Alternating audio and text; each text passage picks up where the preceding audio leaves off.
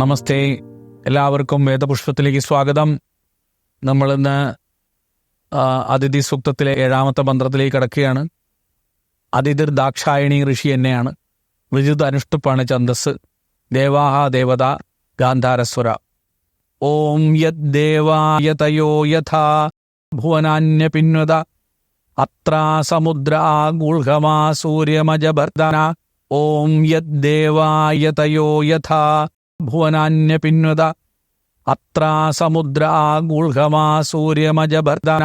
ഓം യദ്ദേവായതയോ യഥാ ഭുവനാന്യപിന്വത അത്രാ സമുദ്ര ഗൂഢമാ സൂര്യമജഭർദന.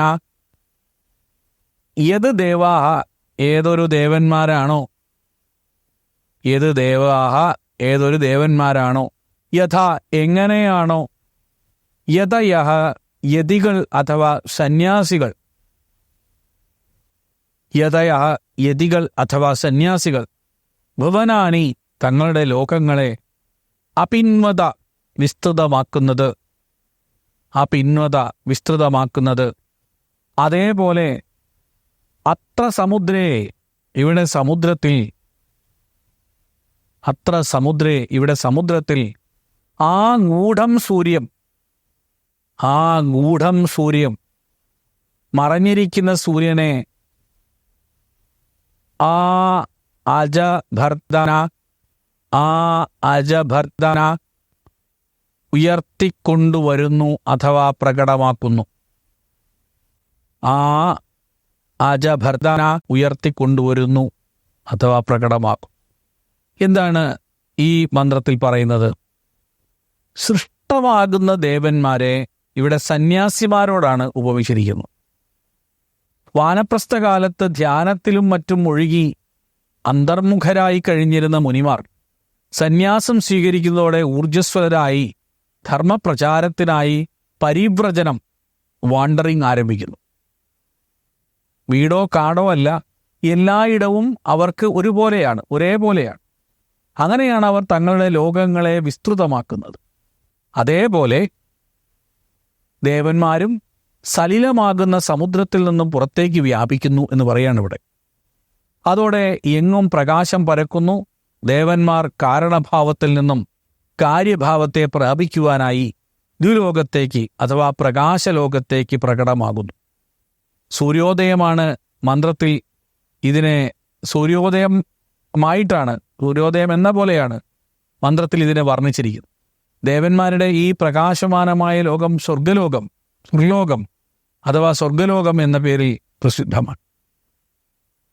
ഞാൻ ഒരിക്കൽ കൂടി ഈ മന്ത്രം നിങ്ങളുടെ മുമ്പ് ചൊല്ലാം. ഓം യദ്ദേവായതയോ യഥാ ഭുവനാന്യപിന്വത അത്രാ സമുദ്ര ആഗൂഢമാ സൂര്യമജഭർദന. എന്താണ് പറയുന്നത്? യത് ദേവാഹ, ഏതൊരു ദേവന്മാരാണോ, യഥാ എങ്ങനെയാണോ, യതയഹ, യതികൾ അഥവാ സന്യാസികൾ, ഭുവനാനി, തങ്ങളുടെ ലോകങ്ങളെ, അപിന്വത, വിസ്തൃതമാക്കുന്നത്, അതേപോലെ അത്ര സമുദ്രേ, ഇവിടെ സമുദ്രത്തിൽ, ആ ഗൂഢം സൂര്യം, മറഞ്ഞിരിക്കുന്ന സൂര്യനെ, ആ അജഭർദന ഉയർത്തിക്കൊണ്ടുവരുന്നു അഥവാ പ്രകടമാക്കുന്നു. സൃഷ്ടമാകുന്ന ദേവന്മാരെ ഈ മന്ത്രത്തിൽ സന്യാസിമാരോടാണ് ഉപയോഗിച്ചിരിക്കുന്നത്. വാനപ്രസ്ഥകാലത്ത് ധ്യാനത്തിലും മറ്റും മുഴുകി അന്തർമുഖരായി കഴിഞ്ഞിരുന്ന മുനിമാര് സന്യാസം സ്വീകരിക്കുന്നതോടെ ഊർജ്ജസ്വലരായി ധർമ്മപ്രചാരത്തിനായി പരിവ്രജനം ആരംഭിക്കുന്നു. വീടോ കാടോ അല്ല, എല്ലായിടവും അവർക്ക് ഈ യതികൾക്കൊരുപോലെയാണ്. അങ്ങനെയുള്ള അവർ തങ്ങളുടെ ലോകങ്ങളെ വിസ്തൃതമാക്കുന്നത് എങ്ങനെയോ അതേപോലെ ദേവന്മാരും സലിലമാകുന്ന സമുദ്രത്തിൽ നിന്നും പുറത്തേക്ക് വ്യാപിക്കുന്നു. അതോടെ എങ്ങും പ്രകാശം പരക്കുന്നു.